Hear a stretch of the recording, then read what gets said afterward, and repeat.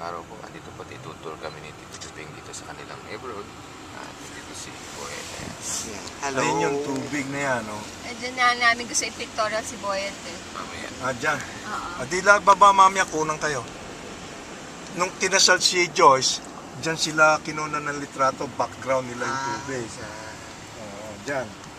Kanya Ayun, nalaman si na, Tito, ayan, sino si yung Tito kinakasal? dito sa Sabi ng mga bahay. kapitbahay. Kaya sabi ko, pang ko, ayan, bilog yan. Yan, nilalakad ko yung buong circle na yan.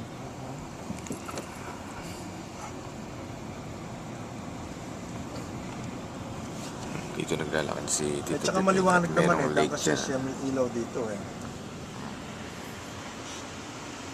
Ayan oh, makita niyo mabuti. Eh ngayon eh, kung hindi, ang daming ibon dyan, mga turtle, meron dyang 6 na swan, palipat-lipat, ganyan. Pare-pares ang bahay, pero yung ito malalaki ito, mga 3 bedrooms yan. Yung amin ang pinakamaliit, yun ang pinakamura. Yun ang Okay na yung sa inyo, tatawid tayo. Oo. Ay, dalawa lang naman sila. Oh, dapat kasi dalawa lang naman kami. At saka yung laundry, dahil doon sa kabila, yung laundry, pumapanaog kami. Eh, hindi na ako makakit sa hagdanan. Masakit na talaga yung tuhod ko. Kung minsan, namamagayan, malaking-malaki yan. Talaga. Nag-arthritis mo ba kayo dito? Ay, oo.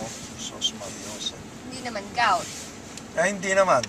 At kakumisa naman eh, yung aking Kaya ibon mo rin. yung aking lawnmower, hindi ko mapaandar dahil masakit naman yung balikat ko. Hindi ako makapagbihis. Hirap na hirap ako magbihis. Masakit. Nag-frozen na. Eh, pagka Stiff matanda ka, na. sabi ko nga, pag inabot mo na pala yung 92, yan ang amukan mo. 92!